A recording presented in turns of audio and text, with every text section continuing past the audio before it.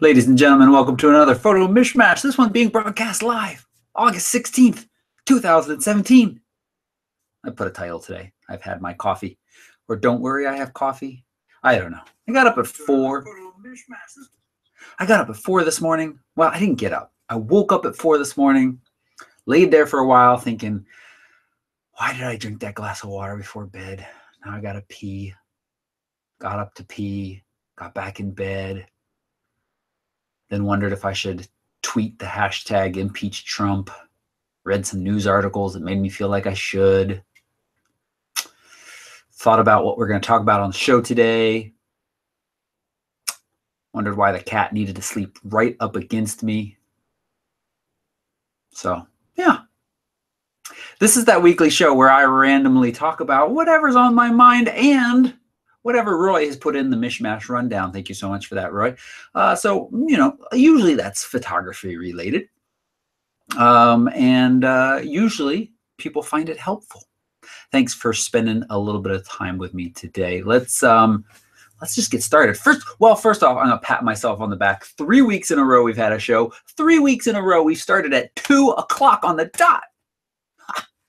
I thought this might be a hiccup this morning or this time because the camera and thing just didn't turn on right like it usually does. But turned it all off, turned it back on, and hey, that fixed it this time.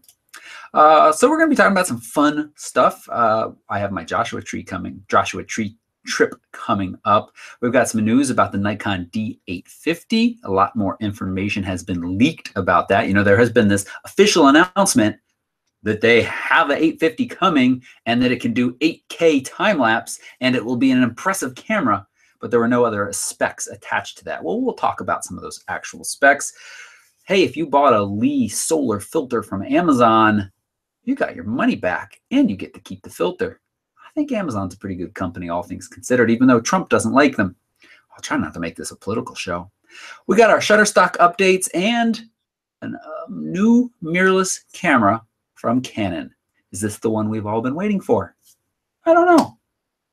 So,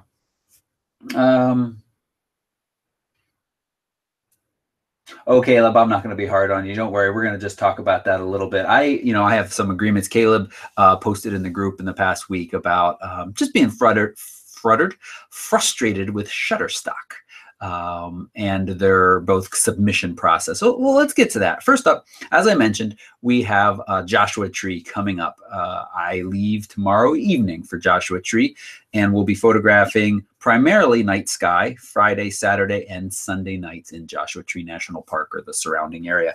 I'm very excited about that, and it is a fantastic testing ground, I think, for a lot of different lenses that I've had on my eye on for a while. So that's the first kind of fun thing. It's always fun when the B&H review unit shipments arrive. First, Sigma 14 f1.8. This could potentially be an extremely dreamy star photography lens because it's 14 millimeters and it's f1.8. That's wide. So that lets in a lot of light. When a lot of light gets let in for star photos, it means you can keep your ISO down. You can also keep your shutter speed a little bit shorter to make sure you're getting pinpoint stars and not little star streaks. You can see lack of sleep has an effect. People need sleep. And also interesting, it's supposed to be very high quality, 15 millimeter f2.4. That's half the price of the Sigma. Actually, it's less than half. This is $600. That Sigma, I believe, is $1,400. So $600. It is manual focus only. And the style looks so cool. Haven't opened the box yet. And then, of course, the old standby to compare them to, like the $330 Samyang. Manual focus, 14 f2.8. It's cheap. It's small, portable. Angela, those things can get unpacked later. Seriously, come on. I'll be hurt. So those things, and then I bought myself, this was on sale on B&H the other day, the Rokinon 35 millimeter f2.8. This is a tiny little pancake lens. Of course, my camera, oh, it is here. So, it was on sale for $299. Look at it. It makes my camera so little and cute. And the quality, I actually heard from Scott. He is reviewing it right now, and he's like, the quality is great.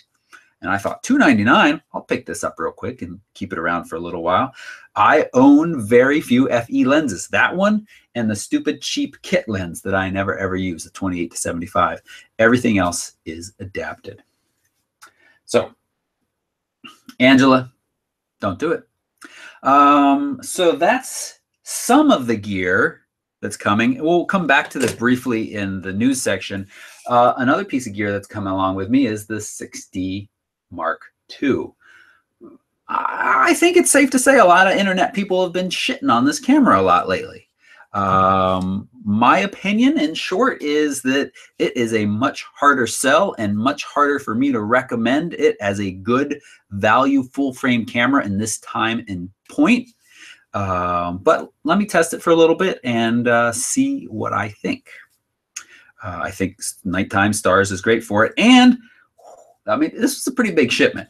I packed it in here, the Fuji X-T2. It's been out for quite a while now. I wasn't a huge fan of the first one. I loved the quality output, but this kind of slower retro feel doesn't really feel, it doesn't really work for me. But that's a very personal thing. And as I said, the quality out of these cameras is awesome. This now does shoot 4K.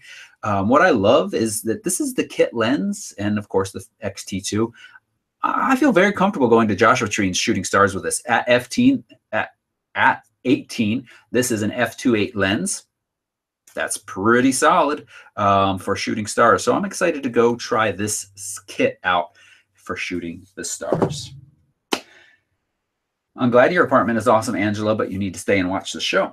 Also, I think I mentioned this already. This is coming along on the GH5. This is the Laowa 7.5 millimeter. And for those of you who've been paying attention on Instagram, I've posted a couple pictures from it recently. It's an it's a 7.5 millimeter this is a micro four thirds. So you multiply by 2. So it's like a 15. I can do math. F2 lens. So that also then makes this GH5 something that I could shoot video with, stars with. And what I love about this setup is that the intervalometer built in, the time-lapse function built into the GH5 is just so rock solid, makes sense, beautiful, smart, love it, that I feel like I can just sit this up in the desert, make sure I've got focus, and then just let it run for hours. That's the other thing too. Its battery life is just great. So I feel like I just love the self-contained portability of this. We talked a little bit about this. I think it was on the last show. Chris was asking about shooting stars with the Sony and the time-lapse app. And the time-lapse app in here is just a little, it's a little poo-poo-y. So, well, you're not going to leave, Angela. So just stop talking about it. And then, sorry for anybody not watching live. You know, why am I talking to Angela so much? Well, because we all love her and she deserves all of the attention that she gets. The other fun thing that came, this little guy, that's so cute.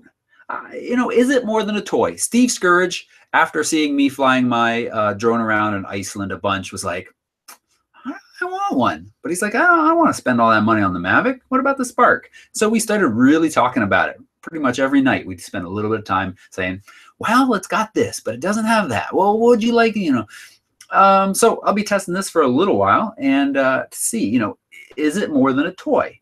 I don't know. Maybe if Angela stays around in the show, maybe I'll launch it in the room and see what happens. Maybe. But only if she stays will I think about it. I mean, I watched a YouTube video where a guy, I'm not sure where he is, he looks European somewhere, from the countryside and the fields and stuff, launches it from a hilltop, and he just wants to see what the range is, and he uses the controller, because with the controller, you have a 2-mile range. He flies at like almost 8,000 feet away from him. 8,000 feet. This tiny little thing just goes like 30 miles an hour off into the distance. And then, you know, it loses signal, turns around and comes back to him. This is where I start to feel like an old man, because this to me is a bit of mind-boggling technology. This tiny little stable platform can fly up in the air and just hang out there for 15, 20 minutes at a time, just streaming 1080 video or capturing 1080 video, or my Mavic 20 minutes at a time. I can put that thing in the air and it just stays there. That's crazy. It's crazy to me. 5 years from now, what are we going to have? Did you see when Trump was doing whatever he was doing in Bedminster, New Jersey at the golf course, you know, when he was away from the White House for a little bit? One of the little news reports I saw, did we talk about this last week? I don't think so. That the Secret Service was using a tethered drone as kind of a surveillance tool. So, you know, the downside to these, even as impressed as I am, is, you know, 15-minute battery life, maybe a little bit less, actually, I think with this guy, 20-minute with a Mavic. That's not very good or useful in some situations, but there are drones in the market that you can buy, and you can actually run a power cord up to them so that it's like forever. I mean, I'm sure the motors would burn out at some point, but that gives you hours and hours of a hovering drone in a certain spot. It's pretty cool. It's pretty cool. So, too bad it didn't like fall on Trump. Oh, that's bad. No, I can't. I can say that.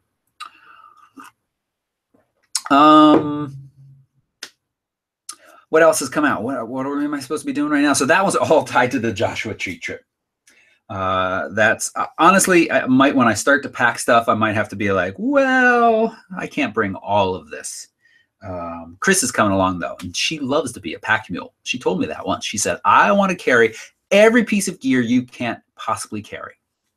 I think those were her words. So we'll see. We'll see what actually gets brought when I start nailing it all down. And then I had a fun weekend, or a Saturday morning, shooting Chloe, photographing Chloe, testing the Sigma 135 f1.8. It is a lovely lens. Just to give you a little bit of background, I've just been following some Seattle model-like people on Instagram because I knew I had some of these reviews coming up, and I reached out to her a week or two ago and said, hey, you know, I've got this lens, run this YouTube channel. Would you come, you know, shoot with me? And she was like, sure, that sounds great.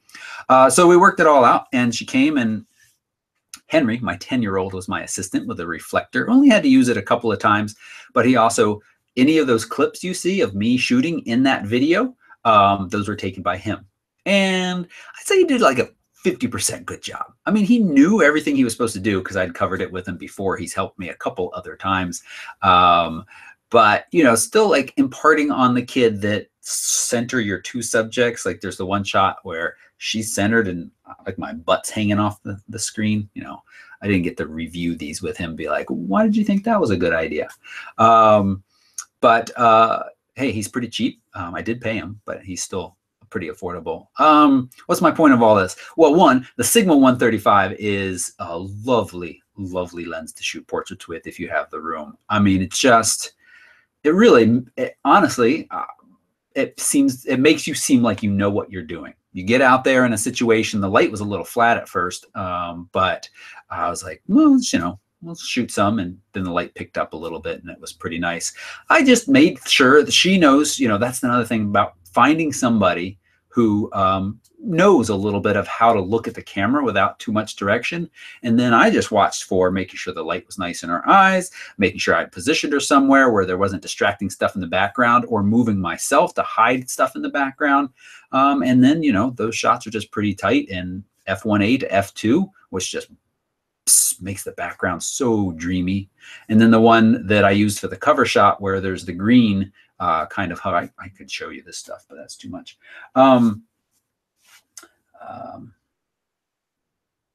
Thank you, Roger. That portrait shit was superb. Thank you. Henry just held this branch down. He just kind of pulled this branch from this tree a little bit lower, and I shot through it to give that little bit of framing. You know, I talk about this from time to time. When I send gear back, I'm always like, oh, that'd be, you know, well, that'd be fun to keep or whatever. I mean, I don't really have a reason to keep the Sigma 135. I don't shoot portraits very often, but if I did, I would really want to keep that lens. It's just, it makes your work easier. And I try to think about this when I talk about these. They're tools. These are tools that let us do a job. And you can nail a hammer into the wall with a small kind of cheap hammer that isn't balanced very well. But it's not as easy as hammering it into the wall with a really nice balanced hammer, and the head's the right size for the nail that you're working with and all of that. And it's the same. you can certainly do this job. I could have shot her, and I'd like to get her back and shoot, you know, with the T6S and the 55 to 250 STM. And again, just to prove about light being really important more than anything. But you know, in that case, it's going to be a little bit more difficult because my background won't be as soft. And so I'll need to watch more carefully where I place her and stuff. So it's certainly possible with a wide range of spectrum, but it just gets easier and easier the more you spend. And if you shoot portraits often, I can't say enough good stuff about that. Those of you who are Sony people, I don't think there's so many in there, but it wasn't happy with it. I see some people reporting that it works just fine for them. I've seen others reporting that this combination of the Sony with the Sigma adapter and the 135 haven't worked so well for them. So it's better than before I updated my firmware, that's for sure. And along with that, if you go, well, let's see, just, I'll share this screen here real quick just to show, yeah. If you scroll to the bottom of this, you got the video you can watch, of course, and some sample images. I think this image right here is pretty sweet as well. It feels like much more like medium format to me when you get to this kind of longer focal lengths with this really shallow depth of field possible. And it just reminds me more of the pictures I saw that Christina captured with the Contax 645. So then, as I mentioned last week, I've been using Kit more. This is kit.com. You can check my stuff out at kit.com/photorectoby. But I just got embedded in this page my favorite portrait lenses.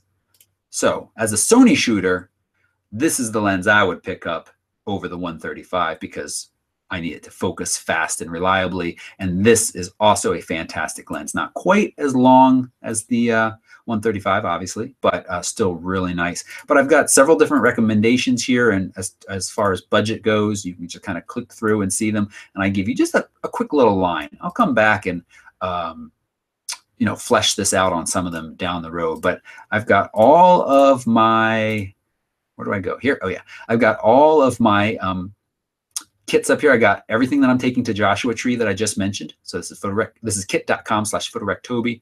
I've got current deals on gear, favorite portrait lenses, the gear I use to shoot these videos, what I think is the best landscape photography gear, and some more stuff, my favorite books, my favorite board games. I think I pointed that out last week. So that's all at kit.com/photorectoby. And I'll be sharing out more of that. And I think, you know, on these trips in the future, when I get a big gear load in, Roger, the Canon 50 f1.8 is in my kit. Yes. I mean, you can't beat that lens for value, and you can certainly take nice portraits with it. What was I going to say? Oh, when I go on these trips where there's a bigger amount of gear I'm carrying specifically for the trip, I'll probably make one of these little kits from time to time because I think it's interesting to share with you all what we're doing. Anything else to say about that? I think that's everything. Oh, the other thing, I mean, I'd love to get Chloe back is talking about shooting backlit portraits because, again, I think that is gorgeous and it's not something beginners think about or it's something that beginners struggle with, but you can make such lovely pictures. Also, time of day. I mean, we purposely went out early in the morning before the light got harsh. Okay, let's talk a little bit about Shutterstock. We do this weekly. This is that experiment where I am, you know, earning pennies. Well, honestly, I'm earning about $1/4 a day. I guess it's, oh, what do I want to do? I'm going to give everybody a headache. Here we go. I'm currently up to $138.36, 11 downloads for this month. So about a download a day on average, a little bit less right now. The Owl continues to be very popular, but I've had a recent download of this and this. Now, this is the first thing I want to address about Caleb's post. Caleb said that, sorry, that's messy. Let me go back to just that and then click over to the notes. Okay. So Caleb, you made a whopping 252 over the past months or so. You go through your photos, you've uploaded the ones you felt were generic with a reasonable amount of negative space. Good. Thinking about copy, you know, and text that needs to go in there. You have found the Shutterstock interface and approval process to be a pain in the ass. The criteria for picks seems to be strict. Some photos will make it through, while others with no significant differences will be rejected depending on whoever the random reviewer is at the time. At least 75% of my images will get rejected on the first go round because of minor technical issues, and then approved if I submit again. It seems to be random. Submitting never works for me on the first round, as Shutterstock spell check is a bit over aggressive. Every photo I upload, it will tell me that little title tags or have spelling errors, even when they have none, every time. Anyway, I think it's infuriating, but I think after 3 to 4 rounds of trying to upload, I'm getting a feel for how it works. Oh, I am sharing that still. Oh, okay. Yes, in short, I found a similar results, and after uploading multiple times now, I just expect that everything is going to come back and tell me that there is some tag or title or something misspelled. And so I'm ready for that, and I just select them all again and hit submit real quick, because usually it fixes it or it takes out, or it's like you had a duplicate tag or something really kind of annoying like that. The bigger issue of figuring out why some stuff gets rejected, and what I wanted to show you was this image here. Is there a way to make it big?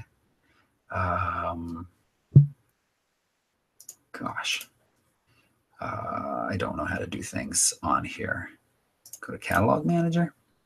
It is, oh, it just comes back to the same thing.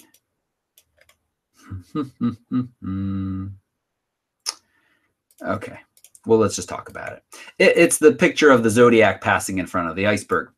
And it was rejected, and I was bummed. I was like, oh man, this is a good picture. And it was rejected because of copyright identifiable, oh, I'm sorry, lack of sleep. What's the word I'm looking for? The motor had the name Yamaha on it. So, you know, the name thing. So I hope that was it, because also, you know, the shape of the Zodiac, you could argue, and things like that. So I just spent a little bit of time in Photoshop just kind of blanking that out. Maybe I could even show you in Photoshop the finished picture. Yeah, here it is. Let's do this. Sorry, I just want to show it because I think it's useful to see in here.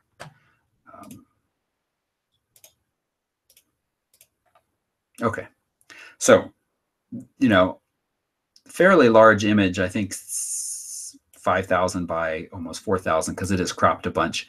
And you zoom in and it says Yamaha. We also have this little symbol on the Zodiac, and then he's got a reflective panel on his shirt as well. And I cropped. So I took all of that out. I just spent a little bit of time in Photoshop taking that all out, and then it was accepted, and it's already had 1 sale so far. And I was pretty happy, because when I looked for other images similar to this, I found very, very few. So I think having a little bit of a unique image that I think is pretty good will be helpful. So I was happy they took it in the second round. I submitted this morning the picture of Chloe, this one of Chloe. And I do have a model release from her, a standard model release from the AMA, whatever. I just downloaded it and made sure my name was on it. Shutterstock rejected that, though, with a lot of, what did they say? Submit approval status images. It's a little overboard. Here it is. It says model release is required, or the attached model release does not meet our requirements. So I think that the standard one I use doesn't. In the future, I should get Shutterstocks. But then it also goes on to intellectual property. Someone else's artwork is visible in the image. Do they mean the tattoo? So even if I got a model release, would they still reject it? And then a property release? So this is, I totally see what you're saying here. Oh, you can't see what I'm doing again. I'm sorry. I'm really, oh, you're on me again. Really bugging things up. Yeah, I don't know if you need to see what I just said, but I talked about it already. So, and then a property release. What kind of property release do I need? I'm just in the middle of nowhere. So I'm curious if I could even ask Chloe to sign a Shutterstock one, just as an experiment, and see if it gets rejected again. Now I know Adi responded to you, Caleb, as well. She's been doing this for a while. She's the one that was like, "You should do this. You'll make a little money." And that does seem to be very, very random at times over what stuff gets rejected. Let's go through and see. I think the visible trademark on that one. That's the needle in Auckland, New Zealand. This one, the main subject is not in focus. So, I should try to resubmit this because the person isn't identifiable. I could also edit it so the license plate wasn't identifiable as well, but I really feel like the person isn't identifiable. And then here they just want a model release. I'll never be able to get that, so whatever. So a lot of the times I've been lucky so far, and I think what I've submitted or I expected for the most part to just kind of be trying their system, and yeah, it does get rejected. What else to say about it? Oh, Adi's in here. Yeah, you just resubmit without doing anything at all. So I'm curious. I think sometimes you get a grumpy person who's checking the boxes, and sometimes you get a person who's in a good mood checking the boxes, and they're likely to push it on through.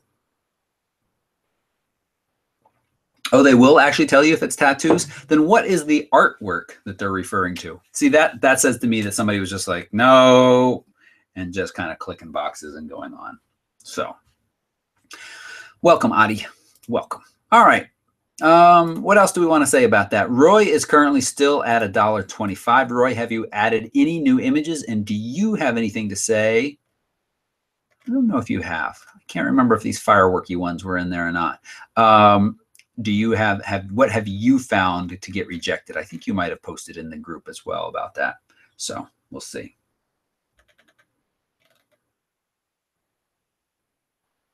Roy, you'd like to see, as long as you could respond back asking for more info of exactly why something was rejected. It's true.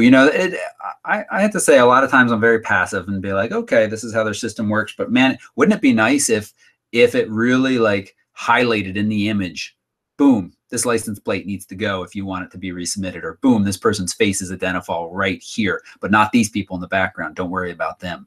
That would be pretty sweet. And I wonder if any other places are better.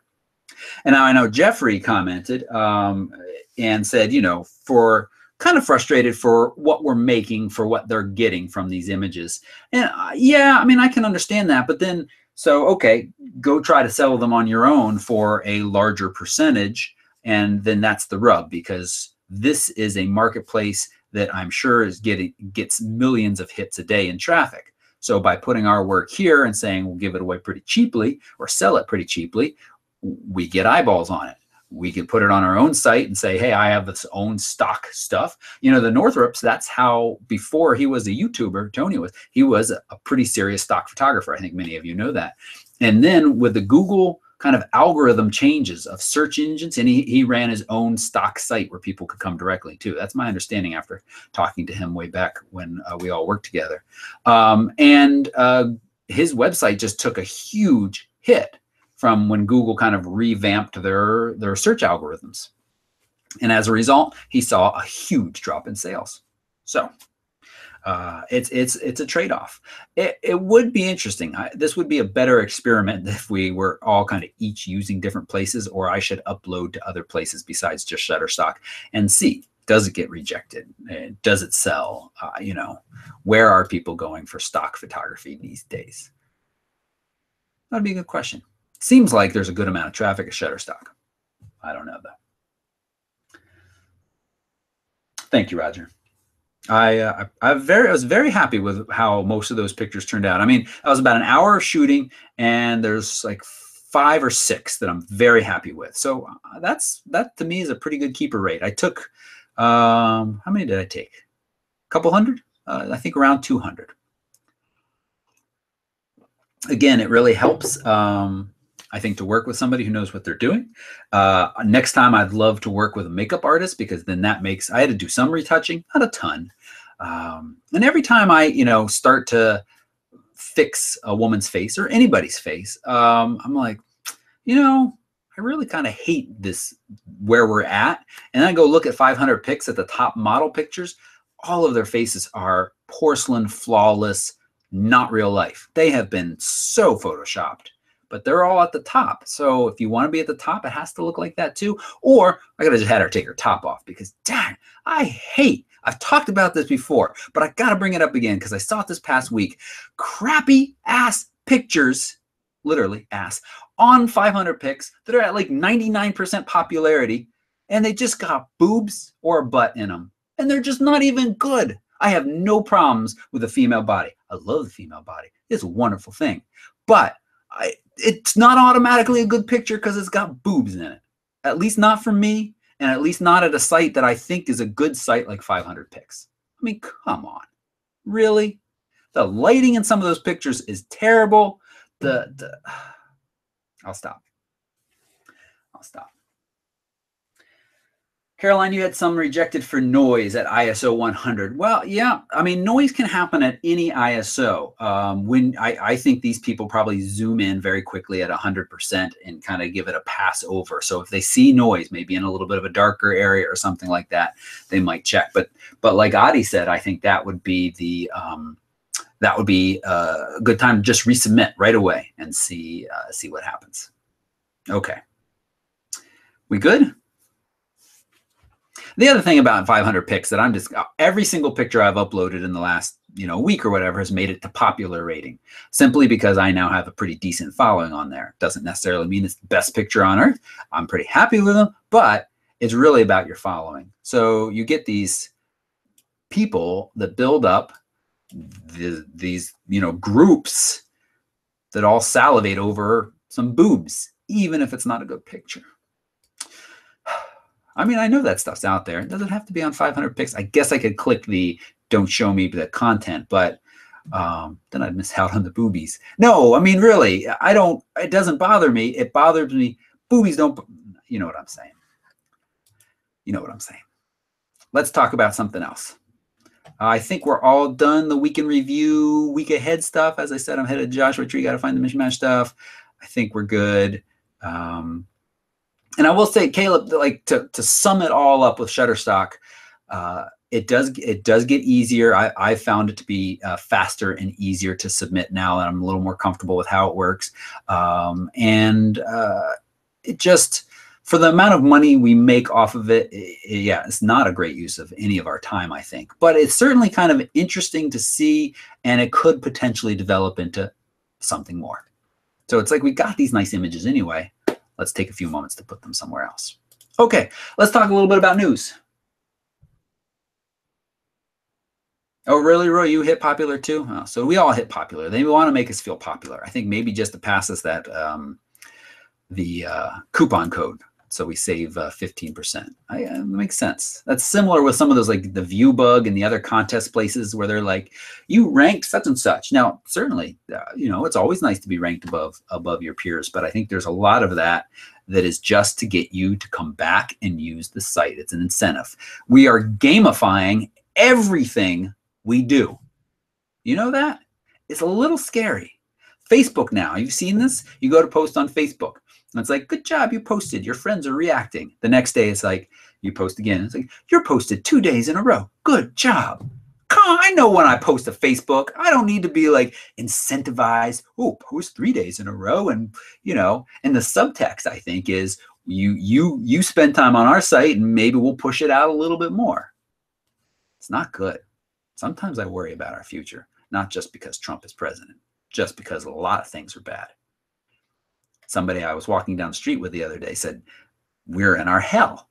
And I thought, well, never mind. Oh, sorry, I won't go there. Let's talk about the Nikon D50. As I said, Nikon teased it and said, hey, it's coming. Here's kind of a picture from the distance, shows the backlit buttons. And now we got some specs that were leaked from someplace in China. 45 megapixel full frame CMOS sensor. Let's round up 46 megapixels. So it's a jump of 10 from the D810 that we have now, right? 36 megapixel. It's going to have that 180,000 RGB sensor. That's the same as the D5 with better face detection and enhanced scene recognition. Now, just real quick, because I don't know, I forget this from time to time, but this is also kind of the mind-blowing technology. When the camera decides to meter for the scene, it's not just looking at the light. It is trying to guess what you're pointed at, whether it's a mountain or it's a cat or it's your wife, or it's a birthday party. It has this huge database in its little teeny chip brain. And it uses that information to help determine its metering. It's not just where's the camera pointed, how bright should I make the scene. So, and cameras have gotten a lot smarter. We've seen better exposure, automatic exposure from these cameras over the last couple of years, and Nikon has continued to improve this. Very interesting to me, though, I noticed in Glacier, the Nikon D5600 really seemed to want to overexpose a lot. I don't know why that was. We've got an ISO range from 64 to 25,600. 153-point AF system with 30% more frame coverage than the D5. Now, this is also kind of a big deal. When we look at something like the very new 6D Mark II, and you look through this viewfinder, I was looking through the viewfinder, but you're looking at this page, you can really only focus in the center. It's clustered in the center. Center AF point is good to -4 EV, so that's dim light. Most cameras these days are -3 EV in the center that I know of, so -4 is a little bit step ahead. There's that 8K time-lapse shooting, which technically I think my Sony can do that now, so that's not an amazing thing. 4K in full frame with no crop. So again, back to the 5D Mark III that this is kind of a competitor to. And the 5D Mark III has that was 1.3 or 1.7 times crop, which really changes the focal length of any lenses you're using, changes the look. And here we got 4K without that. 51 photo buffer when shooting in 14-bit RAW, 3-inch dot tilting LCD touchscreen with improved gesture control. 7 frames per second, standard, 6 frames with autofocus, 9 frames when using the battery grip. Now, 9 frames per second at a 46 megapixel camera, it's pretty serious. 30 FPS, so they're missing an F there, at 8 megapixels using the electronic shutter. So that's Nikon trying to be a little bit like the Sony A9. But 30 frames per second is very fast. 8 megapixels is not a lot, but if there's some amazing action that you must capture the precise moment, that could be useful. You're going to have small, medium, and large resolution RAW files. That's something my Sony still has not given me. I always have to shoot full, large RAW, and they are 80 megabytes, as some of 80 megabytes, as some of you saw who worked on the pictures from the seashore that I let you all edit. 0.75 magnification viewfinder, the first for a full frame DSLR. I'm confused by that. Aren't they usually, I thought, or the magnification of the viewfinders on full frames was like 1. Am I thinking wrong? Let's skip that. I'm sure I know what I'm talking about. Focus stacking. So again, like this is kind of cool, like the GH5 and some other cameras right now. It can shoot automatically, changing its focus point and then blend them together. Now it says for software to stack afterwards. So that to me says on the computer, which if it can give you a RAW, because in the GH5, when you do this, you get a JPEG where it's stacked the focus together. And if you can do this and get a RAW out of it, well, that's pretty sweet. So this is the new Nikon, Roger. Natural light white balance achieves better white balancing in natural light. Completely silent electronic shutter when shooting in live view. No low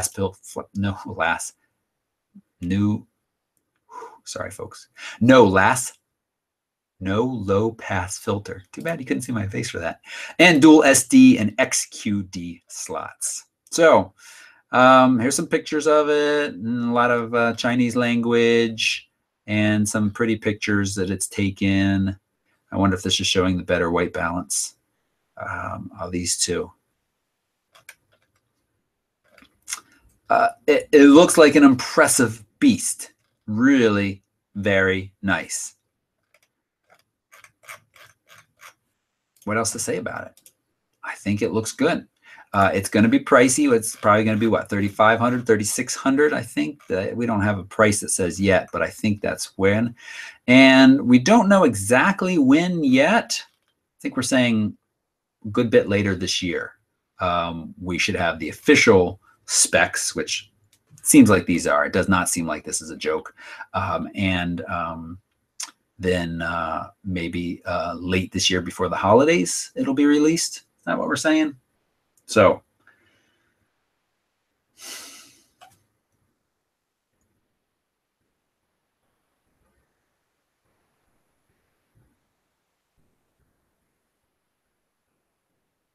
Sorry, I'm just catching up on the chat room. Trelina's questions.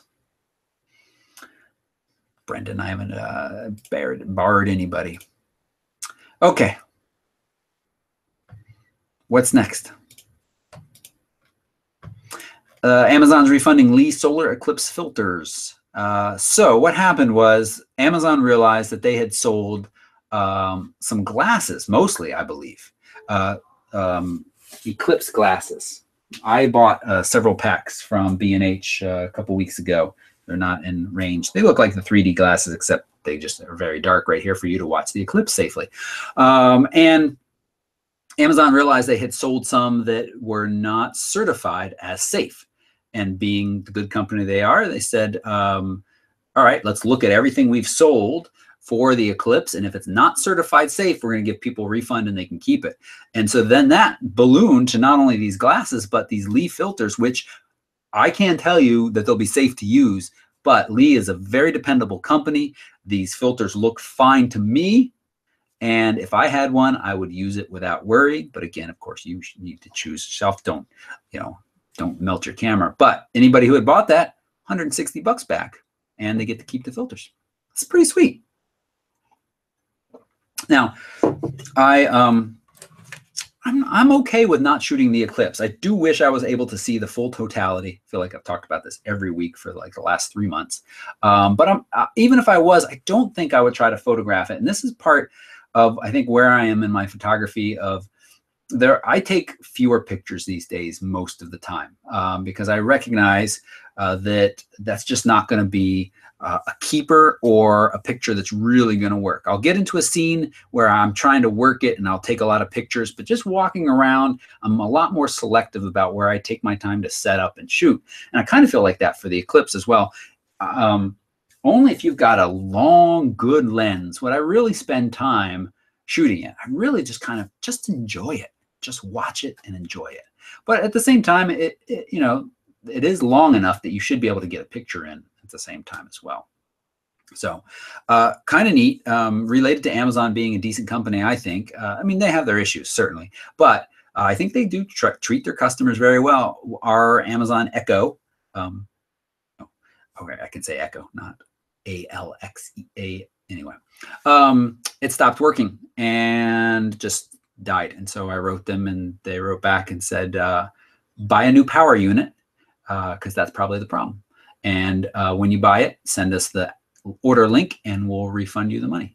And now this was given to me as a gift a year and a half ago. So I don't think there's any warranty or anything like that on it. And sure enough, the power cord fixed the issue and it works again. And they refunded me the $20. I think that's nice. Trelina, that's a very good point, to shoot your friends and family as they experience the event. And the great thing about that is you don't even have to really shoot them right. Again, you have a little bit of time, and a picture of both your daughters with their cute little glasses on staring up at the sky that makes me smile just thinking about it. So that's great point to, kind of capture what's around you as well. I'm really curious to see, is it going to be crazy? Trelina, you're going to be our roving reporter, all right? You're the one who's decided at the last minute that you're heading south. So you got to let us know, is it like, in one hand, I picture that kind of towards the end of the movie scene from, wow, what was that movie? It wasn't the one with Ben Affleck and Bruce Willis. Deep Impact. What was theirs called? Theirs was called something else, but Deep Impact, where they're all trying to get to higher ground before the tidal wave comes, and they're just stuck on this road going nowhere. And then he gets on the motorcycle with the baby and the girl, and they're like, hope I didn't ruin it for anybody. Spoiler. I think in some places it's going to be nutso like that. But I think those places are fairly, it's not going to be everywhere. Well, obviously, because the eclipse isn't everywhere. We'll see. There you go. Now I'm picturing you. Can you do a Kermit the Frog voice? Because if you can call in and do a Kermit the Frog voice as a roving reporter, that would be good. Angela's back. Good job, Angela. You missed it. I flew the thing. You left. You missed it. Okay. And then this Canon mirrorless camera. An M20 coming soon. In addition to 4 new lenses, Canon is also expected to announce the new EOS M20 camera, replace the M10. When do we think this is going to happen? Do we know? One of the new lenses is the 85, which is kind of exciting. So the M10 is an 18 megapixel. It's the same sensor as the T6, T5i. It's got the hybrid CMOS AF, so it needs the dual pixel. So hopefully the M20 has the dual pixel. You know, I just don't get very excited about these. People who have them, they seem to like them, but again, their value is just so-so. We'll see. A couple other news stories we're not discussing, but I'll mention because I think it's interesting. Instagram has added threaded comment replies now. So this makes Instagram a much more kind of a back and forth communication place. We'll see. Canon prepares to take on the Sigma 85mm art with their 85 f1.4L with IS. So I think not only will it take on the art, but the Tamron 85 1.8 with IS should also be in that, because 1.4, 1.8, 1.2, they're all, you know, very similar at that focal length. You can notice a difference, but it's not a huge difference. So really, it's going to be about sharpness and whether it has IS or not, or what do you want IS at that lens.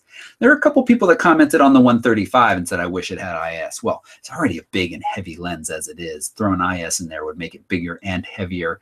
And I just, you know, it's right at that focal length where I agree IS can start to be helpful. But, you know, you think about what you use a lens like that for. Most of the time, you are photographing people. And you can't go too slow with people because they're going to move. So, I mean, I won't disagree that it's not helpful, but I just don't think it's as needed and necessary as some people say. If you're shooting video, then that's another story.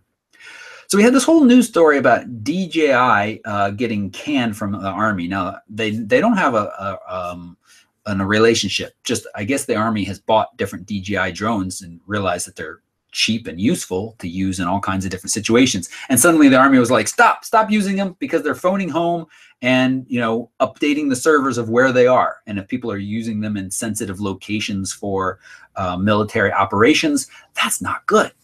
So DJI is going to offer an offline for sensitive flight mode where it won't phone home.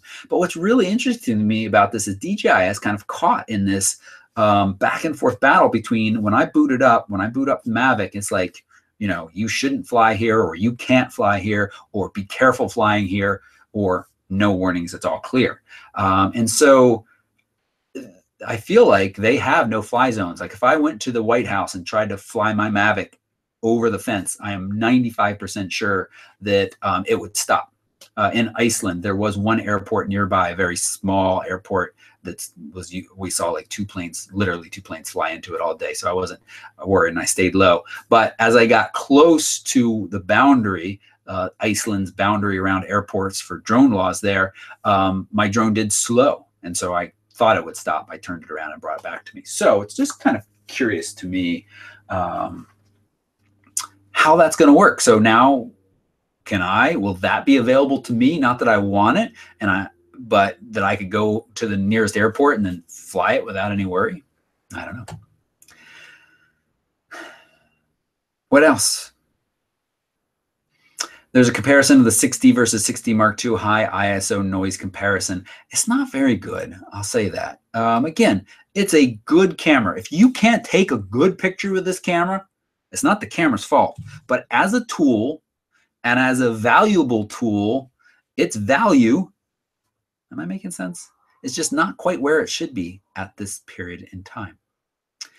Sony trade-up program gets you $500 plus your trade-in value towards a new A9. I was kind of considering it for my 5D Mark III because what I can get for it trade-in plus like $500 is about what I could get for it sell online. But then I'm like, I really don't need an A9, so I really should just sell my 5D Mark III. Sony self-claims worldwide #2 spot for interchangeable lens camera sales, still committed to APS-C. They've been flirting with that spot back and forth. Okay. Photos from space. All right. So the solar eclipse, it's happening Monday. Is that crazy? Has it felt like so far away, so far away? Has it felt like a wedding? And then all of a sudden it's here. Monday, August 21st. As many as 12 states. Here is the path. Again, this is totality. Outside, above and below this, you still see like this border, I think, is 90%, 90%, 90%. That's a huge swath. And then down here is 70%, 70%. That's more than half, folks. I'm really good with my math. So it's going to be early morning on the West Coast, early afternoon on the East Coast. Solar eclipse, if you didn't know, is the moon gets in the way. The moon is like, hey, what about me? You guys are looking at the sun all day long. I'm here too. I still meet adults. Some of you might be in the group. You might not know this. The moon doesn't always come up at night, you know. Its schedule rotates by about an hour each day. Sometimes it rises in the middle of the day. Sometimes it rises in the middle of the night. It shifts. It's funny when we go on these trips and I talk about, oh, well, the moon's not coming up till, midnight. And I'm like, the moon's not coming up to midnight. What's wrong? And I'm like, well, that's when it's just coming up tonight. All right. So Trelina's going to make sure her daughters are wearing these super cute glasses and taking pictures of them so we can all go, ooh, ah. People that with the longer lenses and know what they're doing can get some really cool shots where you get the corona coming out there, the flares, that kind of light around it. It's very cool. Bailey's beads. Look at these little teeny beads right here along that. Now, see, I don't think we can see any of this with the naked eye, right? Caleb, you in the room still? Correct me if I'm wrong, or anybody else. But we should maybe with the glasses and binoculars, and then the solar prominence. So that's just cool there. If you plan to shoot this and you can get a shot like that, oh, that's cool. But again, these are taken with either a scope or a really long lens. It's my understanding. Not expert on this though. So this is cool. Let's see what they say. In order to get a close, yeah, say telephoto lens or telescope of at least 500 millimeters or up. See, that's big. You could have the Sigma 150 to 600. That does cover it. For a full frame sensor, 500 and up to 800 to fill the frame. Many Farah's use a crop sensor camera. So you can crop. So, all right, let's say you got the 70 to 300, and then with a little cropping on top of that, you should get some detail. Practice test shots. Now, I know some of you have been doing that, Caleb. I've seen your picture or two of the sun. I think I'll just let you read the rest of this. Set your camera to manual, turn off flash. Yeah, if you're going to I'm not going to read this for everybody because we're not all going to do this. But also the other thing that's kind of cool is a time lapse.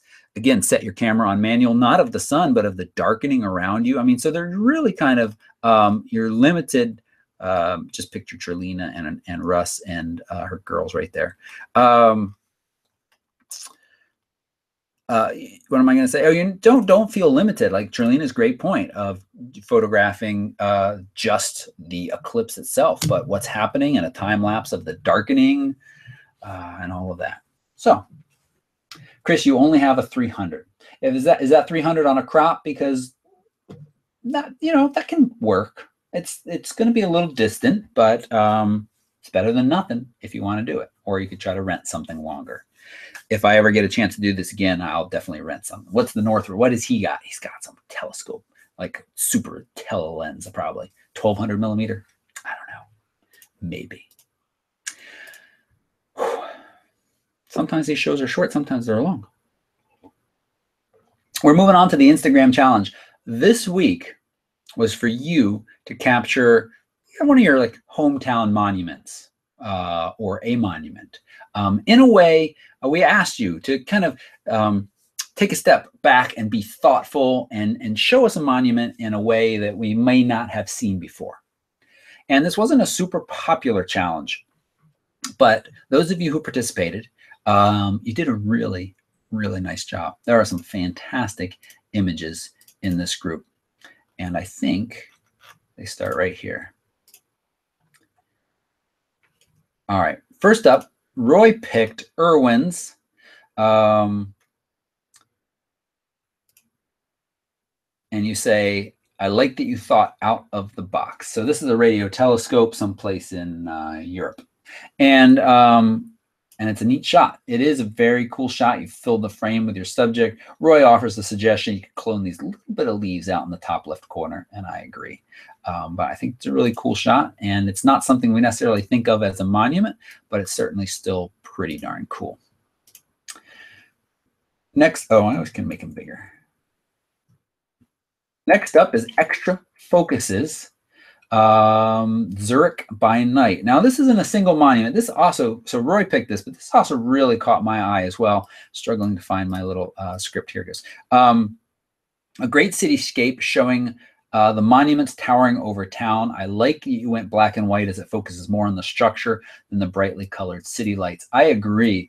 I really like the black and white of this. It really feels like we're focused in on these clock towers or church steeple towers up above everything else. Really nice shot. Caught my eye as well. Did I say that already? And then Roy and I both picked John's shot of the National World War II Monument Memorial, and also the Washington Monument. Now, I really puzzled over this for a few minutes. I was like, wait, which direction? What? I mean, and maybe a little bit of lack of sleep, but then I realized the fountains are off. I've never seen this without the fountains. I have some shots that I love of these fountains here, kind of a longer exposure, but they block, and also it's darker. The monument isn't in my shots at all. You came out, John, early in the morning, fountains off, soft, long exposure here. Oh, really, really nice. Love it. Love the colors, love the editing. Very, very nice shot. Good job. And as I said, I picked it too. That's why we got two of them. Now, I picked Marcus's shot here. And again, I think a lot of people would choose to shoot this, probably from down to the left somewhere, straight up, and have this statue surrounded by the kind of the palisade, the columns here. And this kind of from the corner shot with the light streaming in, framed in this spot right here, there's just a lot to really like about this image. And with the light, there's this 3D, it's hard for me to explain. And anytime I have trouble explaining why I like an image, I feel less like a good photographer. But there's this image feels flat to me in a way, and then at the same time has a ton of depth, which really just kind of catches my eye. So I like it. Oh, Roger was just trialing his homemade solar filter on his 150 to 600. Roger, you'll have to let us know. Oh, we have to go look at your Facebook. Fine, Roger, we'll do that. And then my last pick is SMP Photos. That's probably SM Photos, isn't it? One, an infrared shot, so it feels really different. And two, Statue of Liberty's in this, but look how she's so puny and so far away. And so where you're up close, I really like the balance and the kind of difference between the large statue, well, I mean, the much smaller statue, but because it's right in front of us, and the small Statue of Liberty. Cool shots. Very nice. Like them so much. Thanks, everybody who submitted. There were some other ones that really caught my eye as well. But, in the name of effort of the show, we can't spend all day talking about all of them. Next week's challenge. It almost seems like Roy really thought about this when he put this sheet together. Is night, PRTV _night. So I will accept eclipse shots for night because it has to do with the moon, and the moon sometimes comes up at night. And people are having trouble with the video, my video. Sorry. Everything looks good on this end.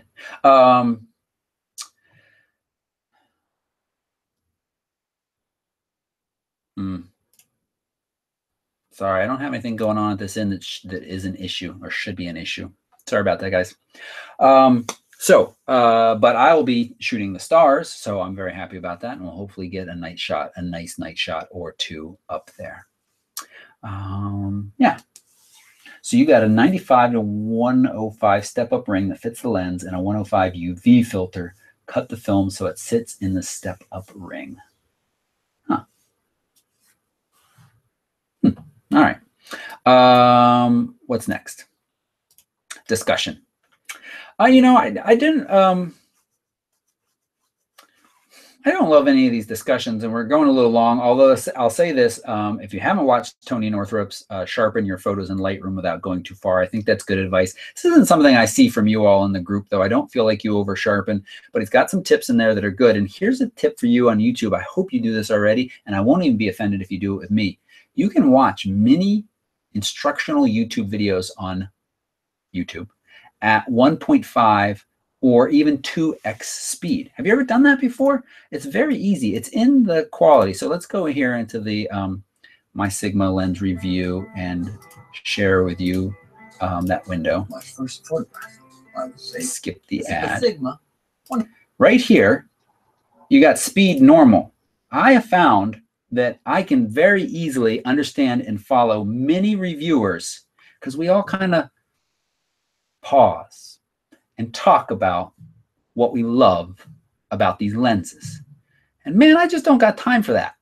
So I put it at 1.5 speed. I watched Tony's at 1.5, maybe even 2, to really just get the gist of what he was saying. Funny enough, the reason I want to watch that is because I've got a video coming out for you all tomorrow that is more keyboard shortcuts. And I actually talk a little bit about sharpening in that because you have that Alt key modifier that allows you to really kind of see as you work through the sharpening. And I work through how I have done sharpening for a while now.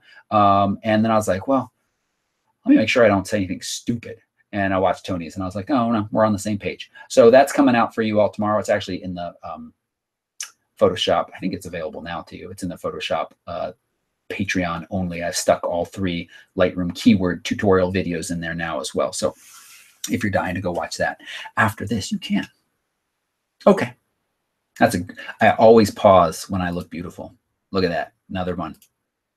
Oh, good. That's a good one. That's all right. That's my life. I spent a lot of time looking at my awkward face in these videos. I need my video editor to come back and be available again. Okay.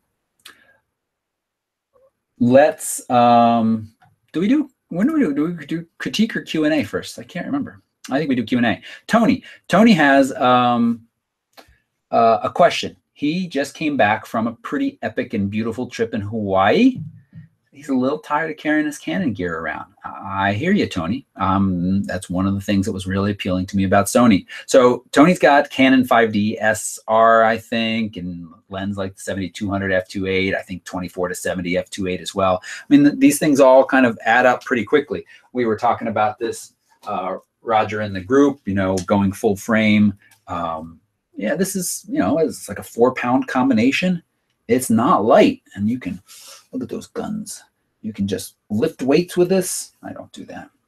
I don't have guns. I have little pistols. So what are options for going lighter when you're traveling? So 3 things come to mind very quickly.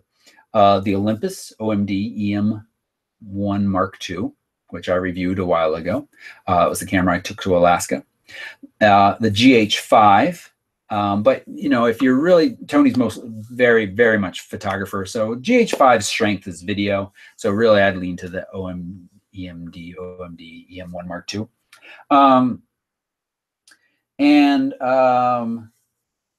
Sony A6300. Now, look, the EM1 Mark II, that's a micro four thirds sensor. The benefit there is not only is the camera small, but all of the lenses that you're going to add are small as well. And that keeps your kit light and portable and friendly. Sony, if you went with a crop sensor Sony, the A6300 or A6500 if you want a stabilized sensor, that gives you a slightly bigger body, but really those A6300s are so light and portable. But you're going to be putting slightly bigger lenses on. And then you might be tempted. One of the benefits of the Sony is that you can then throw an adapter on, as I always do, and then throw your Canon lenses on. So it either eases the transition or it makes it less financially painful because you don't necessarily need to go out and get a bunch of new lenses. But then you are carrying around those heavier lenses. So, and you don't have to go for top of the line EM1 Mark II. You could get their EM5, sacrifice a little on the feature side of things. And that gear is very light. It's very nice. And it, again, keeps it all down sized nicely. So That's my first thought for you, but also kind of consider the Sony camp and possibly kind of easing into that transition. You could also, what was I going to say? Oh, you could also go full frame Sony A7R too, which we're right here. And you know, but again, you're always going to be putting slightly bigger and heavier lenses on here because they're full frame. So it's, you know, it's not the egg and the chicken. It's not the horse and the cart. It's the balance of what size sensor do you want, and the bigger size sensor you want, the bigger the lenses are. The bigger the lenses are, the less weight savings you are going to have over the 5D Mark III. They're there, but is it enough for you to really kind of change into that system? So I think you should say, hey, I'm going to shoot these EM1 Mark II or something like that. And they're very, very capable cameras. Suffer a little bit in low light, but you know, if you don't have to get great shots in low light, or in low light, if you're talking about longer exposures, Tony, you do a lot of stuff along the seascapes and water on a tripod, then that's fine. You're going to get great shots there. Good. And has no hair. Are we going to be reviewing the Tamron 24-70 G2? Yes, I'd like to review that lens. I would like to review the Sigma Arts 24-70. I would love to see how they compare against the Canon 24-70. Those are on my list. And I'll tell you what I'll do right now is I've done the smart thing where I start to make B&H wish lists of the next batch to review. Because whatever happens usually is I got all this stuff, I review it, send it back, and then I'm like, what should I get now? And half the time I forget things that I'm thinking about. So if I go Tamron 24-70, and we have the G2, it's selling for $1,200. It's coming in mid-September. So that might be in a month or two that we'll be able to get my hands on it, and review. But let's put it on the wish list to remember and see. So currently also on my next batch is what? The Tamron 18-400, a couple people have requested that. And I'm curious, DJI makes a very high brightness LCD screen. Because one of the things frustrating in flying the Mavic in bright sunlight is I can't see my screen that well. I might get a sunshade for it or something, but I just would really like to have a clear picture. As I'm videoing, it's nice to be able to see what you're flying over and stuff like that. So what about the G85, G80? That's a good question. I put that in the running too. That's a very affordable, lightweight package. I liked it a lot. Yeah, it comes to mind first for me for people that are a little bit more video oriented because it has some nice power there. And I really kind of lean towards Olympus for people that are really focused on photos. But the G85 would be a nice camera as well. It would be. So.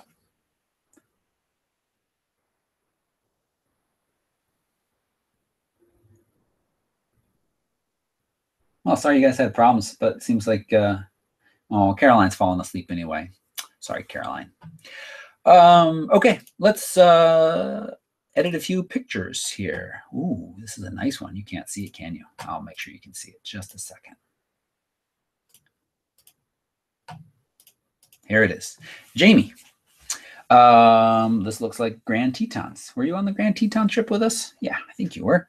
And this looks like it was taken right out the car window because look at that stuff in the foreground is in motion.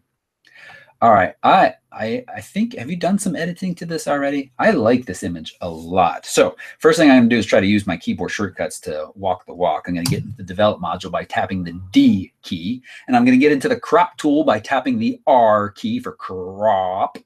And I'm going to go to 16:9. And it is already, isn't it? Yeah. Okay. I'm going to drag in as much as, or no, you know what? Let's do this. Do I have let's do a 21:9. My goal here is to kind of get rid of this foreground. Not only is it at a little bit of an angle, I feel like it's a little distracting. But I don't want to crop in much from the left or the right because that is just a fantastic panorama of mountains there. So somewhere right around here, I think is a little bit better. And then using the Q key, I would then use the brackets. There's just a little bit sticking down here that I would kind of That's great. There is actually a keyboard shortcut to have it resample. I didn't include that in the list, and I kind of feel like I should have now because I do use that fairly often. How do we do there? I should have done clone, I think, not heal. But anyway, that there did it. I think this is pretty nice. I really don't have much editing suggestion. I feel like it's got good contrast. We've got detail in the shadows. The whites are nice and bright. The mountains look very detailed.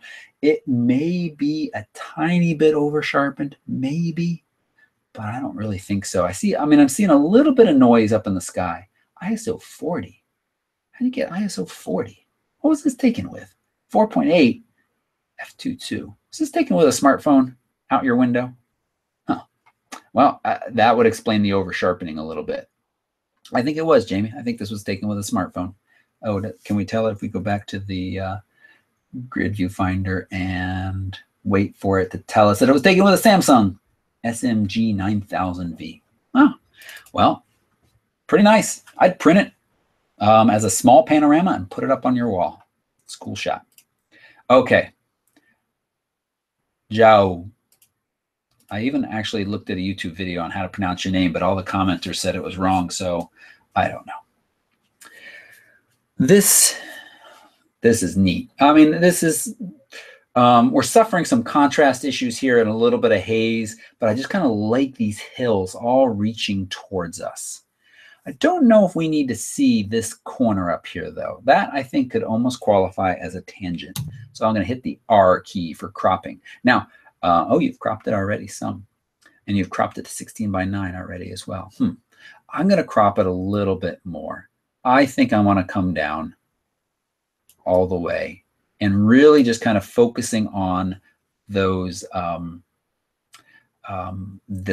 we got 3 main hill valley sections now and want to focus on those. Might even shift it. Oops, that's not what I wanted to do.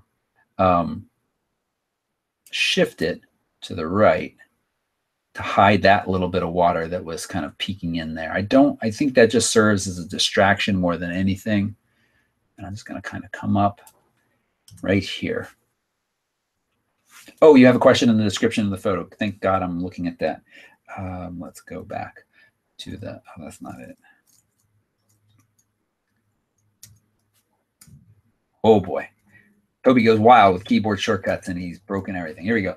You're trying to capture the topography of those hills, but you're too far away and this is a very hazy shoot. Any tips for these situations? Okay.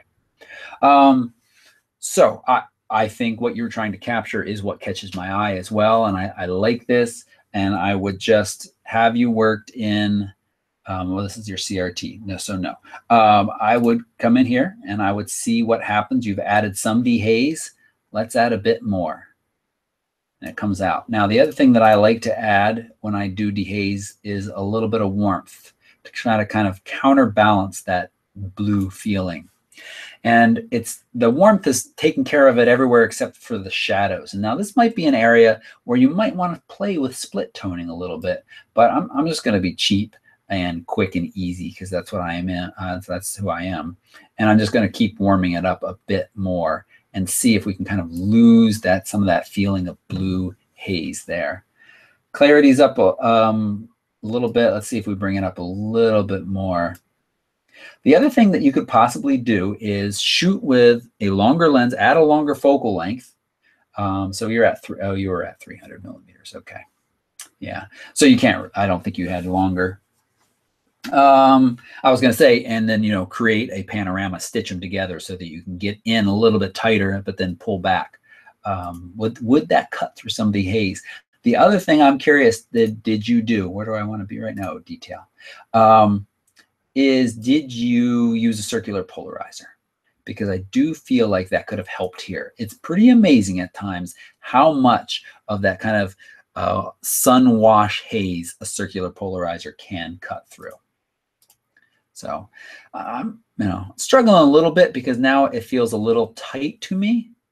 I might sneeze too, hang on. But excuse me. But it's just, I just don't love going up there and ending up with that little corner up there. Just don't like that very much. So I think I want to keep it down low over the top of those hills, like so. All right, next. You've got a second one. Ooh, this is cool. I like, so we're kind of online with those clouds off in the distance. Did you put any description in this one? Let's check real quick. You've been using HDR to minimize the amount of noise when bringing up the shadows and protect the highlights, as I find it very easy to get noise with my camera. But I've noticed that HDR produces a less sharp photo. Is this something you have seen as well? When you say you're using HDR, you're shooting 3 images and then using Lightroom to bracket them into one. Is that correct? I don't shoot a ton of HDRs. And it does stand to reason that you're going to get a less sharp image because the computer has to stack them. And if there's any movement at all, movement of the clouds, movement of the water a little bit, movement of the mist, the pixels aren't going to match exactly. And if the pixels don't match exactly, you're going to get a less sharp image. Yeah. So that's that's what's happening here. It's very much a trade-off. And you might want to explore something like the NISI system, the filter system that allows you to, put a gradient, a darkening over just a portion of your image. So that lets you shoot one. Now, it'd be very interesting to try. Then you're shooting through an extra piece of glass, but optically, that glass should be very crisp and clear. It doesn't have to be the NISI system, but I'm a pretty big fan if you didn't see that video. And I think that in a lot of cases, you're going to end up with a better outcome there because you're shooting one shot, you're getting it in camera as you need. So there's less pushing and pulling on the file. There is less chance of things not lining up exactly and giving you a little bit of softness. Now, I want to see a little bit more detail from off in the distance there. I'm going to bring this exposure up a little bit more. It starts to get pretty hazy back there. Let's see what you did. You just did 5D haze. You're very gentle with the dehaze, which is good for the most part, but you can go a little bit further. I'm also going to bring in the crop from the bottom a little bit because there's just that bit sneaking in there that doesn't, is that stone wall or something? It's just different, and different on the edge is eye-catching, and you don't, not in a good way. So let's get rid of that. But the other thing I want to do is feel like it needs to go this, it's tricky. So those clouds are kind of tilted, aren't they? That throws me a little bit. I'm trying to watch the water line off to the left, and it's a little tricky. This could be a spot where you might find to come into the transform tool guided and say, wakey, here we go. Say this should be straight. Let's see what happens when we do this. Hold on.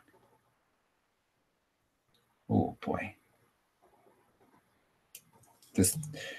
I need to figure out why Lightroom is so slow when Hangouts is running and see if I can do something, because this is not long-term stable.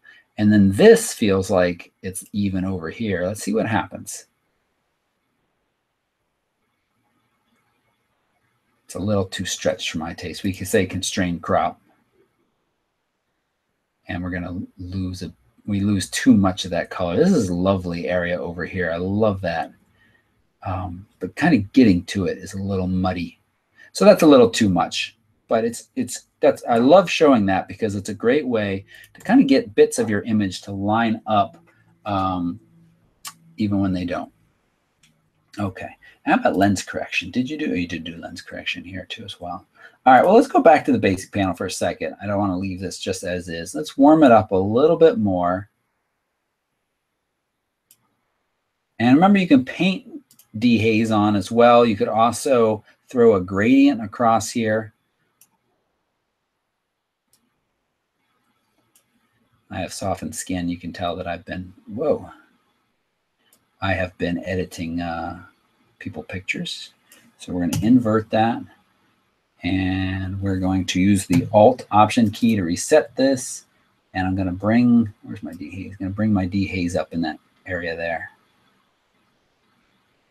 A little too much. And we're going to feather it more. What I'm doing by this is kind of avoiding, we don't need to dehaze this foreground more. You might even try a gradient that comes down from the sky, because skies can look a little bit better. Yeah. So I think I agree, Roger. The sloping clouds are fine, but let's just bring this up a little bit bigger.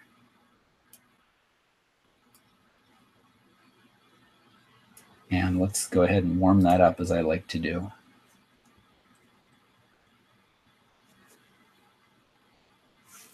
A little too warm, but I think that helps a little bit.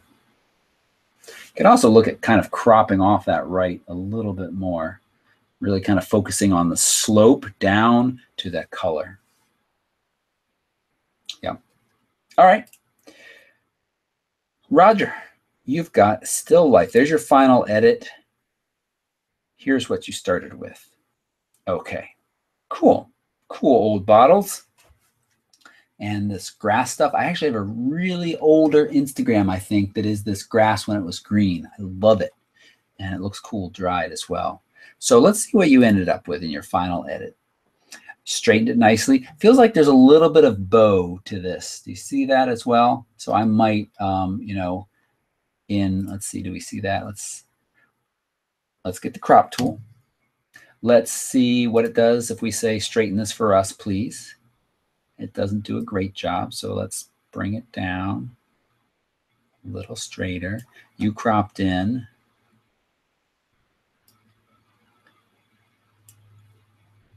But I don't know if you, that's good. One of the things that really kind of helps emphasize repetition is not having whatever it is repeating end. So by cutting the bottles, I think you can argue that makes it feel like these bottles go on and on and on forever. If we cut them neatly, it might feel like there's like 6 or 7 bottles on a shelf, but now it feels like there could be 50 bottles on the shelf. And if we go to transform auto, is it smart enough then? Oh, bad job. So we do guided, and I would just use that line there. I'm just kind of lining it up next to the board gap. And I'm going to go across here like so. And maybe one on this side here because it's leaning a little bit. Where do we end up? So very similar to yours. It looks a little slanted to me. The other thing that's throwing me is got that shadow up at the top. Did you come in enough for that? Yeah, we don't need that shadow up there. Let's come in a little bit more. Let's go to my favorite wide.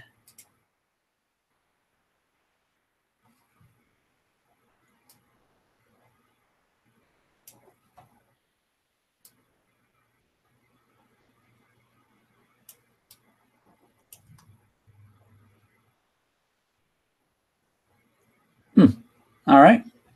So I think that's the important part. That is important to me to get it to that point. And then after that, I think it's a matter of personal taste. I'm not a big fan of kind of textures like this. I see people do them, and I don't know. I don't dislike it, Roger, but it's not something I would ever do. It feels a little too much to me. And I don't think I'm a good reviewer of this style. So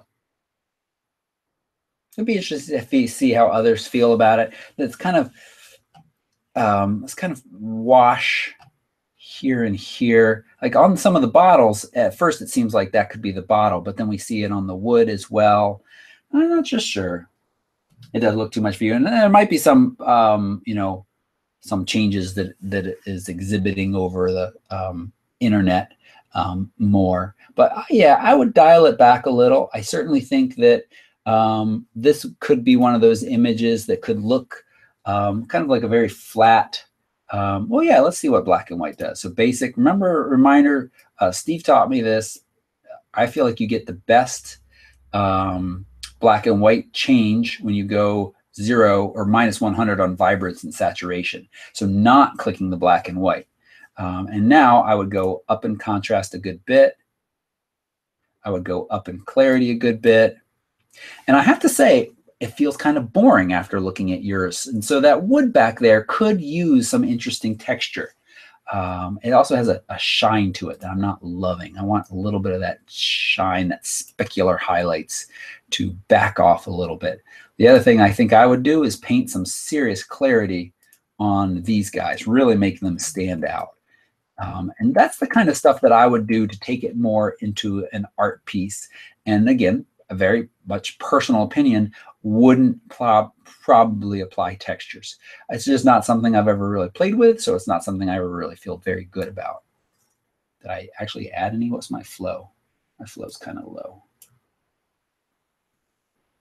Yeah, so I agree. I think you could work on applying some of that texture to the wood back there and edit that a good bit, but see if you can keep it off the bottles because they have their own kind of unique, authentic texture to them. And I think I would like it. Cool. I think that's it, right? That brings us to the end of and under. I hope you thought it was a wonderful show. I thought it was a little wonderful, except for stumbling over words because I'll blame it at getting up early, but you know, who knows? Maybe it's just, maybe I just stumble over words sometimes. You all have a wonderful week. Looking forward to Trelina's roving reporting from the eclipse and on the way. I think, Trelina, you're friends with everybody who's in the chat right now, so we're excited. You can just post it on your Facebook and we'll be excited. Keep an eye out for my hopefully awesome starry pictures from Joshua Tree. I'm really excited. I have been just kind of in this travel and then busy creating content when I'm here. And then we had like 2 weeks of smoky haze and just have not shot the stars at all. And now I am headed to the desert with some awesome lenses, and I'm excited to make some nice star pictures with some fun folks. I don't think anybody from this group is coming, so let the kids report. That's a good idea, Roy, for Trelina's group. So, all right, I'll stop meandering and just say thank you all so much for hanging out with me. Thank you for your support. I will see you again next week because I'll be back. As long as, knock on wood, there aren't any plane delays. I fly back in the morning before this show. So I'll see you next week. Bye-bye. I always have to look at